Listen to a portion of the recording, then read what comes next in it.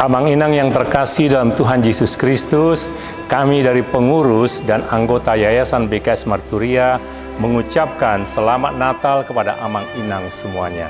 Tentu hari ini hari yang paling bahagia buat kita karena kita menyambut kelahiran Tuhan kita Yesus Kristus.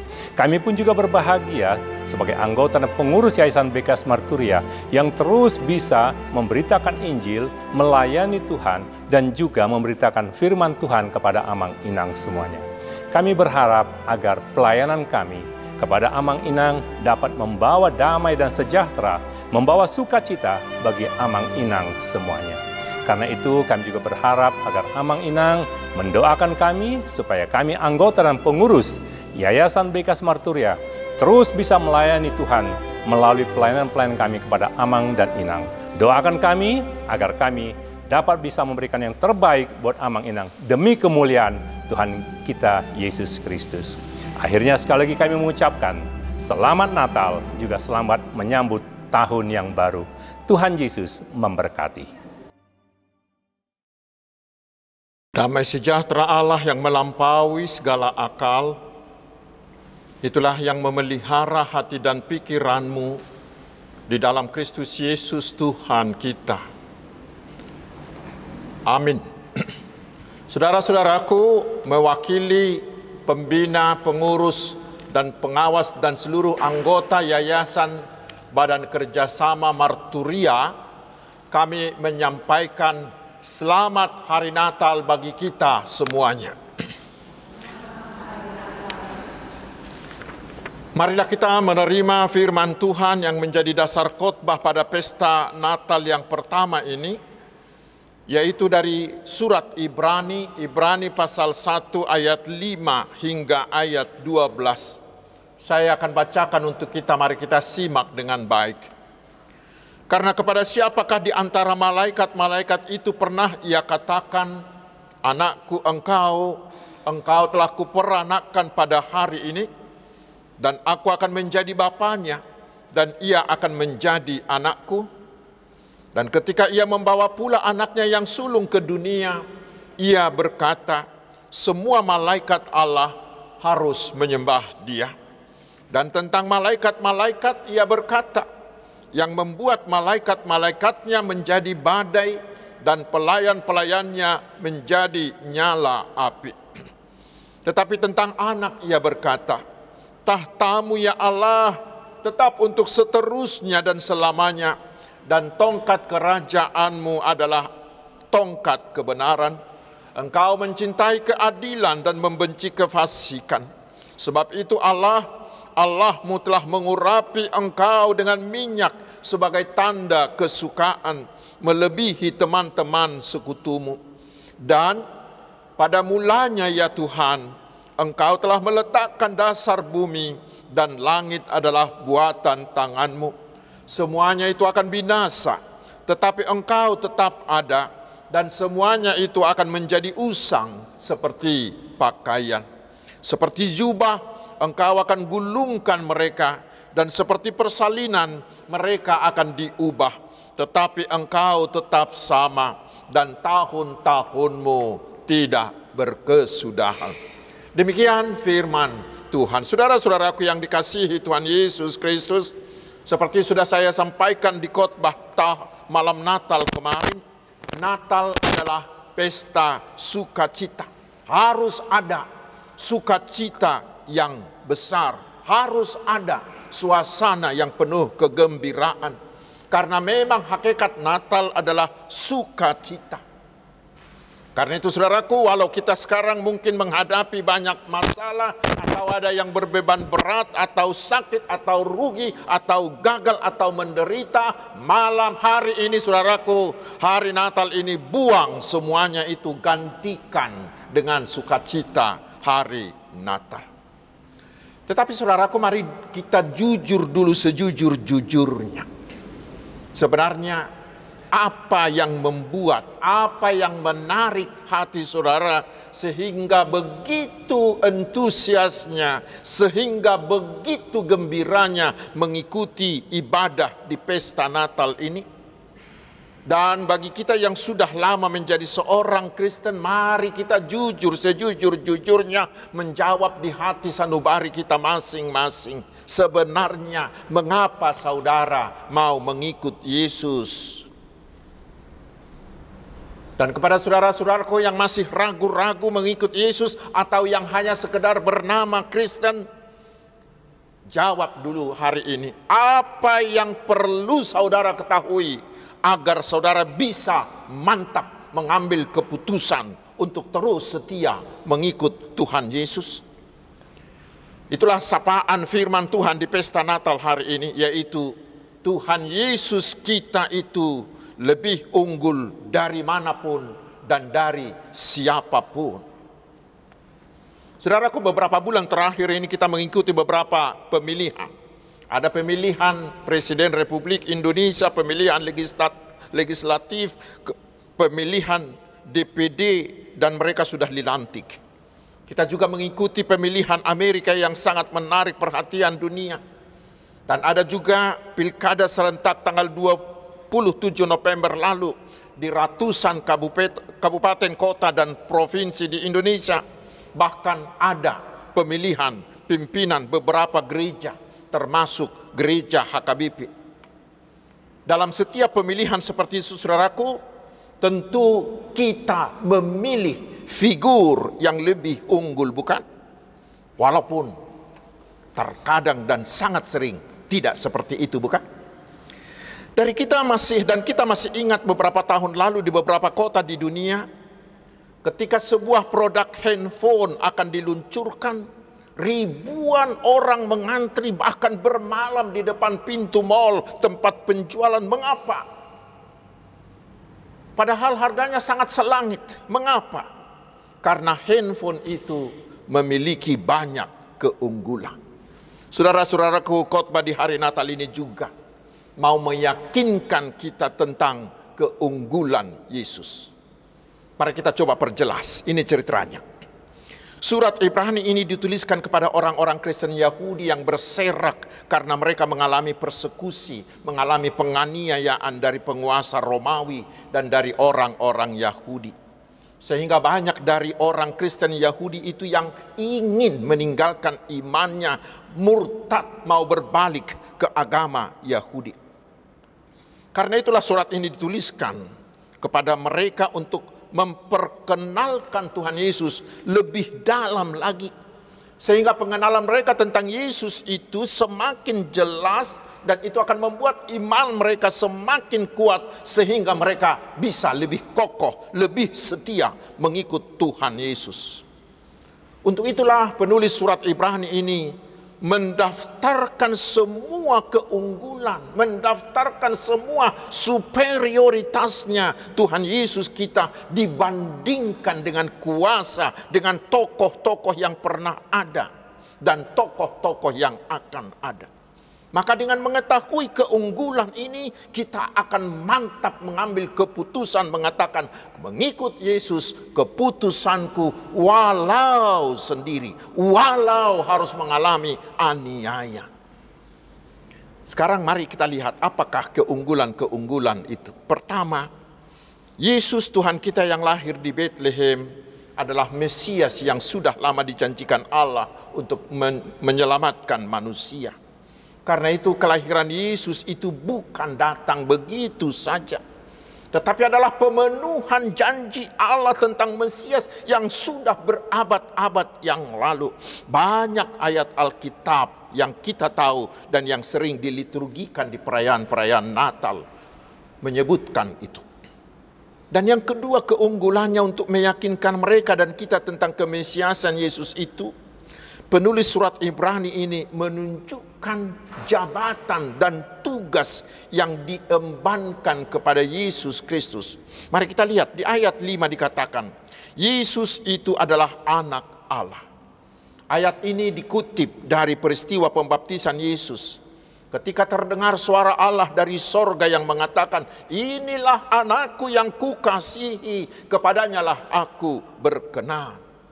Itu meyakinkan kita, saudaraku, bahwa Yesus adalah Allah sendiri. Dan bukan Yesus yang mengklaim dirinya sebagai anak Allah, tetapi Allah sendiri yang mengatakan bahwa Yesus adalah anak Allah. Dan karena itulah dikatakan di ayat 6 hingga ayat 7, Yesus itu jauh lebih tinggi, jauh lebih unggul dari malaikat manapun.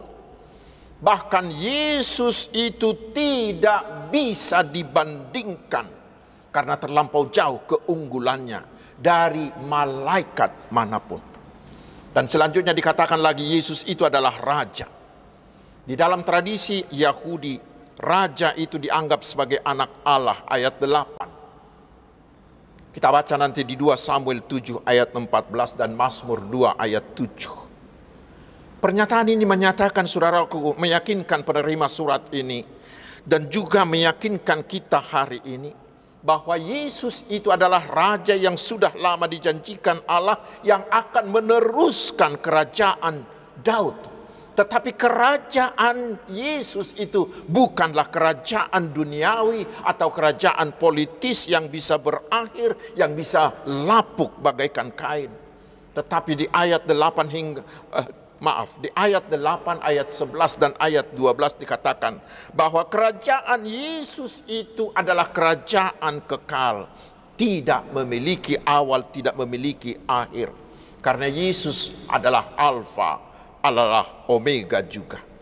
Karena itu setiap orang yang mau menerima, yang mau percaya kepada Tuhan Yesus, maka semuanya pasti akan dibawanya ke dalam kekekalan, ke dalam hidup kekal, karena Yesus itu kekal adanya.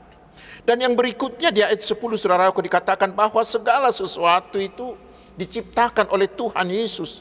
Itu yang dikatakan oleh Yohanes di Yohanes 1 ayat 1 hingga ayat 14. Bahwa pada mulanya sudah ada firman itu yang firman yang mencipta segala sesuatu itu.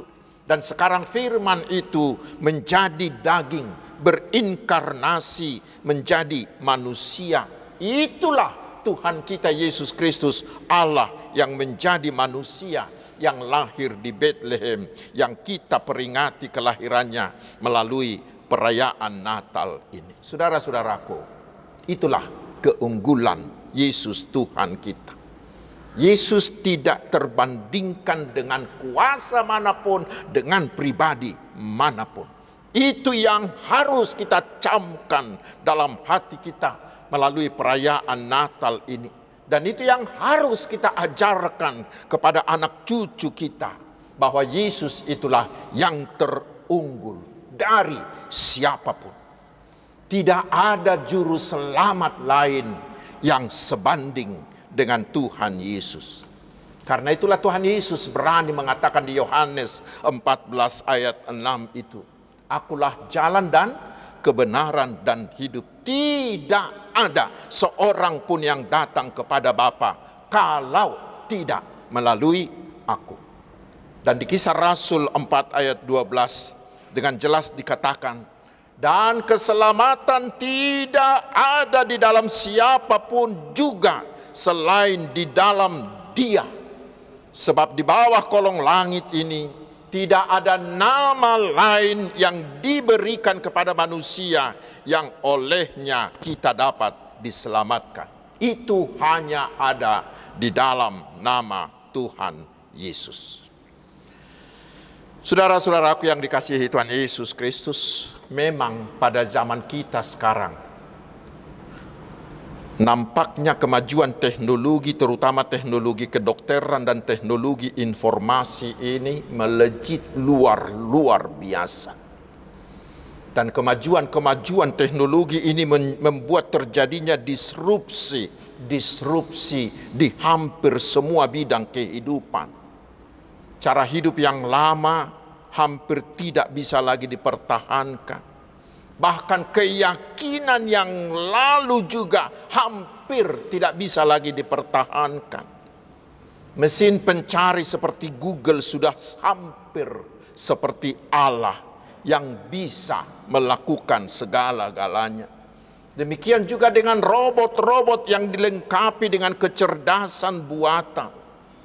Bahkan saya pernah baca beberapa tahun di lamannya CNN bahwa seorang ahli kecerdasan buatan bernama Anthony Lewandowski membangun sebuah robot yang nantinya akan menjadi Tuhan untuk agama baru mereka yang akan mereka bentuk dengan nama agamanya Way of the Future.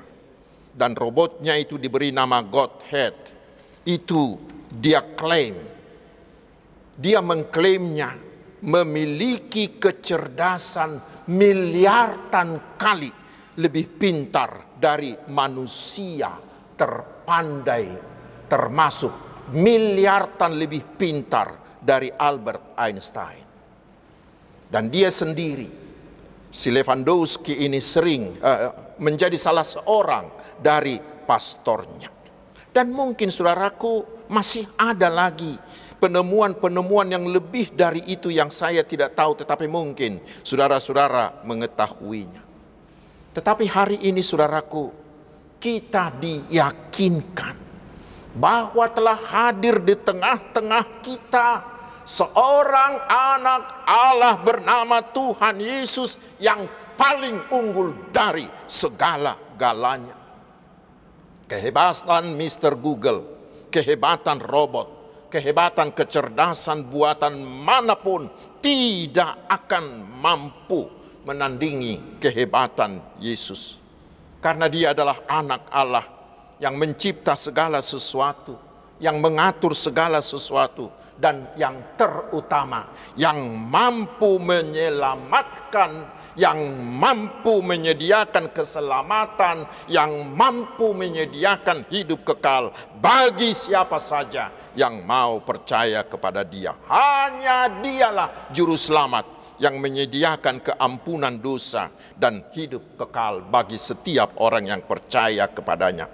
Tidak ada yang bisa menandinginya. Dan hebatnya, kepada siapa yang percaya kepadanya, ya, kepada siapa yang percaya kepadanya, Yesus memberikan kuasanya yang luar biasa itu kepada mereka. Kita baca di Markus 16 ayat 17. Karena itu saudara-saudaraku yang masih ragu-ragu, jangan tunda sampai besok. Tetapi ikutlah Dia hari ini dengan segenap hatimu. Dan kepada saudara-saudaraku yang sudah lama mengikuti Yesus, jangan pernah untuk meninggalkan Dia. Jangan pernah berpikir untuk berbalik dari Tuhan Yesus oleh apapun, oleh jabatan, oleh uang, atau oleh hal-hal yang lain. Karena tidak ada juru selamat yang lebih unggul dari Dia. Selamat hari Natal saudaraku. Immanuel, Tuhan Yesus beserta kita. Amin. Mari kita berdoa. Terima kasih Tuhan atas pencerahan dari firman-Mu bagi kami di perayaan Natal tahun ini. Berilah kami sukacita yang berlimpah merayakannya. Karena Tuhan Yesus adalah juru selamat yang terunggul. Tidak ada juru selamat manapun yang bisa disamakan dengan Dia. Karena itulah ya Tuhan, dalam hari sukacita hari ini kami bertekad untuk mengambil keputusan mengikut Dia. Dan kami tetap setia mengikut Tuhan Yesus selama-lamanya, walau apapun yang menggoda dan menimpa kami. Karena tidak ada siapapun yang dapat memberikan apa yang Yesus berikan bagi kami. Ya Tuhan, Bapa yang Maha Pengasih, berilah sukacita Natal ini bagi semua orang. Bagi mereka yang sedang dirundung malang, yang di pengungsian, yang sendirian tanpa teman, tanpa saudara. Bagi mereka yang sedang di penjara, bagi mereka yang terbaring di rumah sakit atau yang berada di rumah jompo. Biarlah mereka dan kami bersukacita karena kelahiran Tuhan Yesus. Ya Tuhan, Bapa yang Maha Baik, tetaplah berkat-Mu mengaliri kami sehingga hidup kami tetap berkecukupan oleh anugerah-Mu. Dan berkatilah gereja-Mu di seluruh dunia, terutama gereja-Mu HKBP, agar semakin bersemangat memberitakan keselamatan tentang Yesus yang terunggul, Yesus yang sudah lahir itu. Berilah hikmat-Mu kepada para hamba-Mu, agar para hamba-Mu semakin kreatif, semakin inovatif, dan mampu membuat lompatan-lompatan dalam program dan bentuk pelayanan yang sesuai dengan zaman ini, ke tahun depan ini. Sehingga semua, terutama anak-anak muda, benar-benar mau mengikuti semua kegiatan di HKBP. Bapa di surga, bila di antara kami ada yang sedang mengalami pergumulan, baik dalam keluarga, dalam ekonomi, dalam usaha, atau dalam studinya pun, Tuhan beri kami hikmat, beri kami kekuatan-Mu, agar kami bisa mengatasinya dengan baik. Terpuji nama-Mu, ya Allah, kekal selama-lamanya. Di dalam nama Yesus Kristus, Juru Selamat kami yang telah lahir di Bethlehem. Amin.